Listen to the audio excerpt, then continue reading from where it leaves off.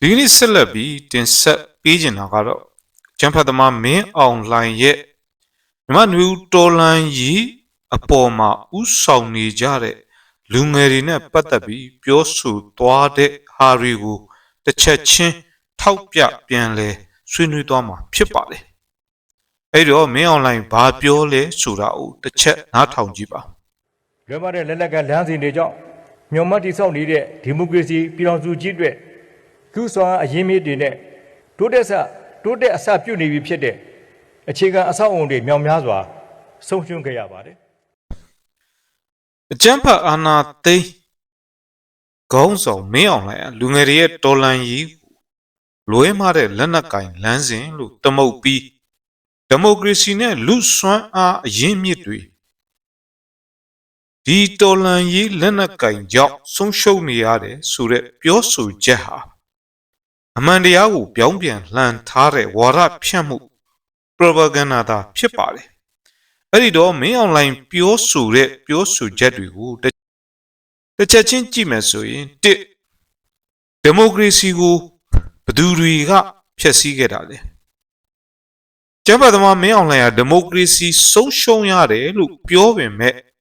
လက်တွေမှာဒီမိုကရေစီရဲ့အခြေခံအုတ်မြစ်ဖြစ်တဲ့2020ရွေးကောက်ပွဲရလဒ်ကိုလက်နက်အားကိုးနဲ့ဖျက်ဆီးခဲ့သူဟာ၎င်းကိုယ်တိုင်ပဲဖြစ်ပါတယ်။ပြည်တွင်းပြည်ပရွေးကောက်ပွဲစောင့်ကြည့်ရေးအဖွဲ့ဥပမာအာဖရိက2020ရွေးကောက်ပွဲဟာပြည်သူ့ဆန္ဒကိုထင်ဟပ်ကြောင်းအတီးပြုတ်ခဲ့ပေမဲ့ကျန်းဖတ်စစ်တပ်ဟာမဲမတမာမှုအကြောင်းပြပြီး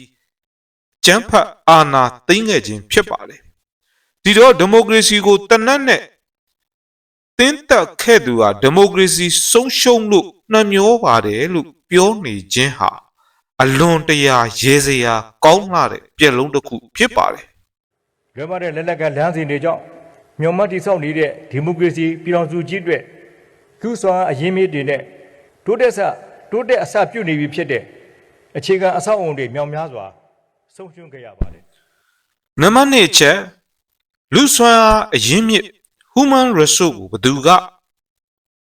တက်ဖြတ်နေတာလဲ။ကျမစစ်ကောင်းဆောင်ကလူငယ်တွေကိုလူစွမ်းအားအရင်းမြစ်တွေဆုံးရှုံးတယ်လို့ဆိုပါတယ်။ဒါပေမဲ့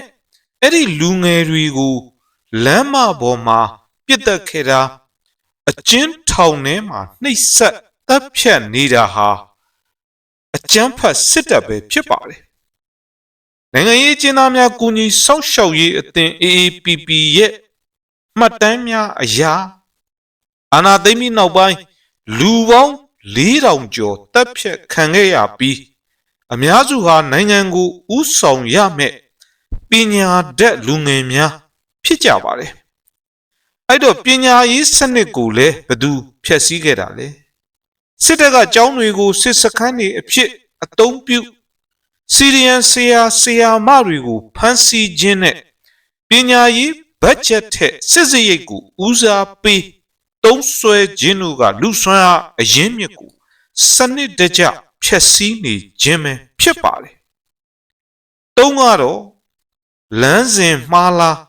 ရှင်သန်ရေးအတွက်ရွေးချယ်မှုလားဆိုတာပဲဖြစ်ပါတယ်။လူငယ်တွေလက်နက်ကင်ရခြင်းဟာမင်းအွန်လိုင်းပြောသလိုလမ်းစဉ်မှာမဟုတ်ပါဘူးလူငယ်တွေဟာငြိမ်းချမ်းစွာဆန္ဒပြခဲ့တာတွေကိုအကြမ်းဖက်စစ်တပ်ကသာအကြမ်းဖက်နှိမ်နင်းခဲ့ခြင်းကြောင့်ဖြစ်ပေါ်လာတဲ့အကျိုးဆက်တွေဖြစ်ပါတယ်2021ဖေဖော်ဝါရီနဲ့မတ်လတွေမှာလူငယ်တွေဟာတပိတ်မှောက်ခြင်းတချင်းဆိုခြင်းတို့နဲ့ငြိမ်းချမ်းစွာဆန္ဒပြခဲ့ကြပါတယ်အကြမ်းဖက်စစ်တပ်ကခေါင်းကိုတနတ်နဲ့ချိန်ရွယ်ပြစ်ခတ်လာတဲ့အခါမှာတော့မိမိတို့ကိုမိမိတို့ခုခံပိုင်ခွင့် right to self defense အရာလက်နဲ့ကင်ဆွဲလာကြတာဖြစ်ပါတယ်အာဏာရှင်ကတရားဥပဒေကိုဖျက်ဆီးလိုက်တဲ့အခါမှာပြည်သူတွေဟာခုခံပိုင်ခွင့်ရှိတယ်ဆိုတာနိုင်ငံတကာလူအခွင့်အရေးစံနှုန်းများမှာလည်းအတိမတ်ပြုထားကြပါတယ်။လွယ်ပါတဲ့လက်လက်ကလမ်းစဉ်တွေကြောင့်မျှော်မှတ်တည်ဆောက်နေတဲ့ဒီမိုကရေစီပြည်ထောင်စုကြီးအတွက်ကုစွာအရင်းမြစ်တွေနဲ့ တိုးတက်အစပြုနေပြီဖြစ်တဲ့အခြေခံအဆောက်အုံတွေမြောက်များစွာဆုံးရှုံးခဲ့ရပါတယ် နံပါတ်၄အချက်အနေနဲ့မင်းအောင်လှိုင်ပြောဆိုခဲ့တဲ့အဆောက်အဦနဲ့ပိုင်ဆိုင်မှုတွေဆုံးရှုံးခြင်းဖြစ်ပါတယ်ကျမ်းပါသမားမင်းအောင်လှိုင်ကအဆောက်အဦတွေဆုံးရှုံးရတယ်လို့ဆိုပါတယ်လက်တွေ့မှာတော့ Data for မြန်မာရဲ့အစီရင်ခံစာအရ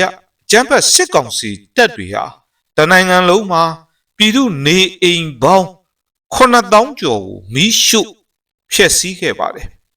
ဈေးရုံစာသင်ကျောင်းနဲ့ဘာသာရေးအဆောက်အဦတွေကိုလေကြောင်းကနေဘုံကျဲတိုက်ခိုက်နေတာဟာအကျန်းဖတ်စစ်ကောင်စီတပ်တွေပဲဖြစ်ပါတယ်အဲ့ဒီတော့အကျန်းဖတ်စစ်ကောင်ဆောင်ရဲ့ဇကားဟာအပြစ်ရှိသူကအပြစ်မဲ့သူကိုအပြစ်ပုံချခြင်း victim blaming တာဖြစ်ပါတယ်တိုင်းပြည်ရဲ့ဒီမိုကရေစီလူစွမ်းအားအရင်အမြင့်နဲ့အနာဂတ်တွေကိုအမှန်တကယ်ဖျက်ဆီးနေသူဟာအာဏာသိမ်းအကြမ်းဖက်စစ်ကောင်စီကိုယ်တိုင်ဖြစ်ပါတယ်လူငယ်တွေဟာလမ်းစဉ်မှားနေတာမဟုတ်ဘဲမှားယွင်းနေတဲ့စနစ်ဆိုးကြီးကိုအမြင့်ဖြတ်ဖို့ကိုယ့်ဘဝကိုယဉ်ပြီးတိုက်ပွဲဝင်နေကြတာဖြစ်ပါတယ်အကြမ်းဖက်သမားမင်းအောင်လှိုင်ရဲ့ဇကားဟာ၎င်းတို့ရဲ့စစ်ရေးနိုင်ငံရေးရှုံးနိမ့်မှုတွေကိုဖုံးကွယ်ဖို့ကြိုးစားတဲ့စိတ်သက်စစ်စင်ရေးစိုက်ွားတာဖြစ်ပါတယ်ပြည်သူတို့ရဲ့ခုခံတွန်းလှန်စစ်မုတ်ချအောင်ရမယ်